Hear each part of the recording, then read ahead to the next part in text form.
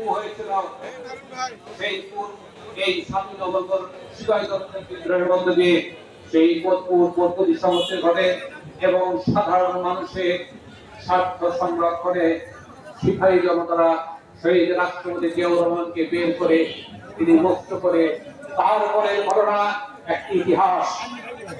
এই শহীদ রাষ্ট্রপতি জিয়াউর রহমান স্বাধীনতার ঘোষণা দিয়েছিলেন। এই শহীদ রাষ্ট্রপতি জিয়াউর রহমান রণাঙ্গনে মুক্তিযুদ্ধ করে এই দেশকে স্বাধীন করেছিলেন। এই শহীদ রাষ্ট্রপতি 7 নভেম্বরের সিপাহী জনতার বিপ্লবের মধ্য দিয়ে এই জাতি তিনি হাত ধরেছিলেন। এই দেশকে পদাবিহীন থেকে সারা বিশ্বের কাছে মাথা উঁচু করে দাঁড় করেছিলেন এই শহীদ রাষ্ট্রপতি জিয়াউর রহমান।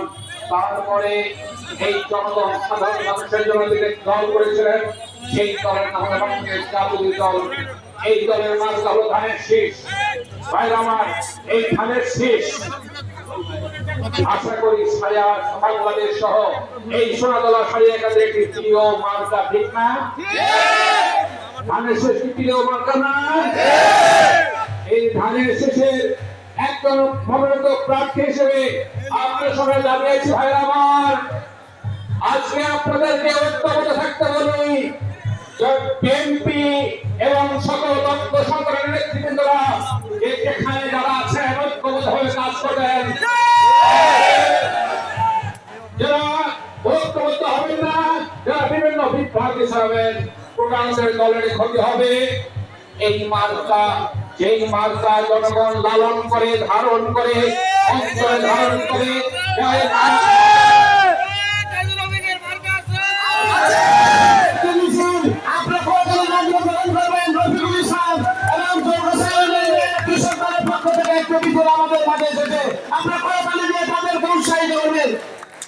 ধন্যবাদ। এই মাদ্রাসা থেকে আমার মা বোনেরা নামাজ পড়ে এই ভোট দিতে যান। যেই মাদ্রাসাতে আমার মুরব্বীরা যারা নামাজ পড়ে রোজা থেকে এই মাদ্রাসাকে ভোট দিতে চান, তারা জানেন এই ধানের শীষ যখন বিজয় হয়, ধানের শীষ যখন ক্ষমতায় আসে, তখন এই দেশের মানুষ শান্তিতে থাকে, সংস্কৃতিতে থাকে, এই দেশের উন্নয়ন হয়, এই দেশের মানুষ নিরাপত্তা হয়, এই দেশের মানুষের স্বাধীনতা সার্বভৌমত্ব সুসংগত হয়। ভাইরা আমার, আপনারা জানেন যে 17 বছর এই দেশের কি ক্রান্তিকাল হয়েছে। একটি স্বৈরাচারী সরকার ভোটবিহীন ভাবে এই দেশের ক্ষমতায় থেকেছে। ভাইরা আমার, আরেকটি মিছিল আসছে আমাদের এই পর্যায়ে। আরেকটি মিছিল আমাদের মাঝে এসেছে ছাত্রদলের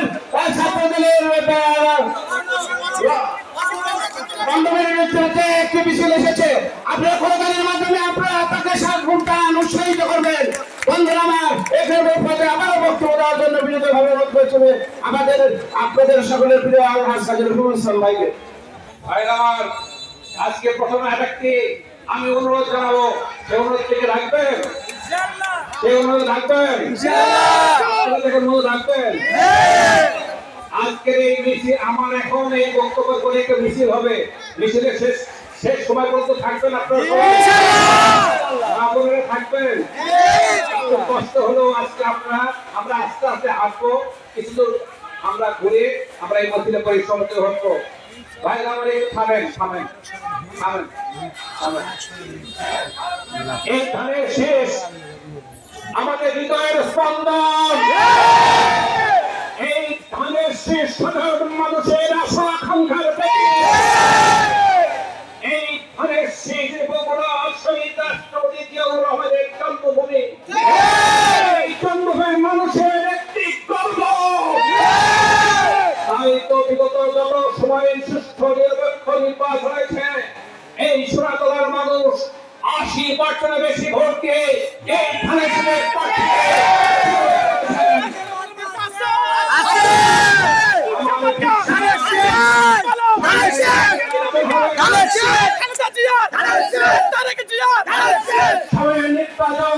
নির্বাচনে আমাদের প্রিয় নেত্রী বেগম খালেদা জিয়া জেলে পুড়ে হত্যা করার চেষ্টা করা হয়েছিল।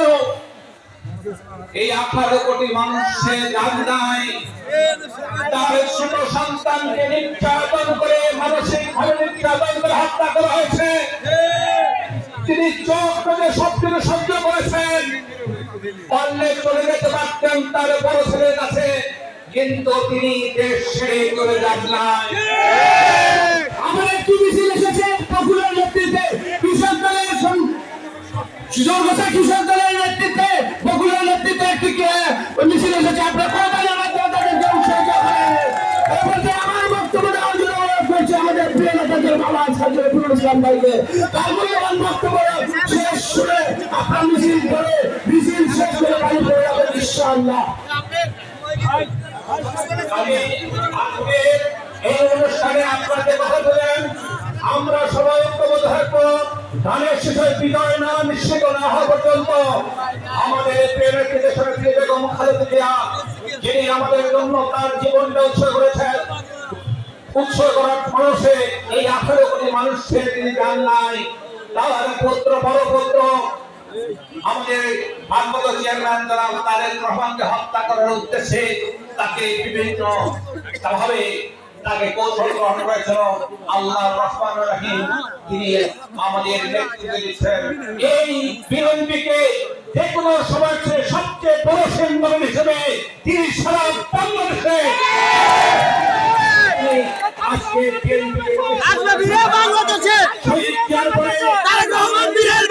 তার ষোলক পুত্র তার উত্তরসূরি তারেক রহমানের নেতৃত্বে আগামী দিনে তার পরিচয় 31 বাস্তবায়নের মাধ্যমে এই বাংলাদেশ আবার উঠে দাঁড়াবে।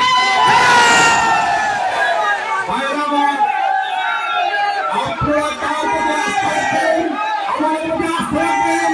আপনাদের পাশে থেকে সঙ্গে থেকে আপনাদের সকল পরামর্শ আপনাদের স্বার্থ রক্ষা করে এই সারাকান্দি সোনাতলাকে এই সোনাতলা সারে আমাদের বলেন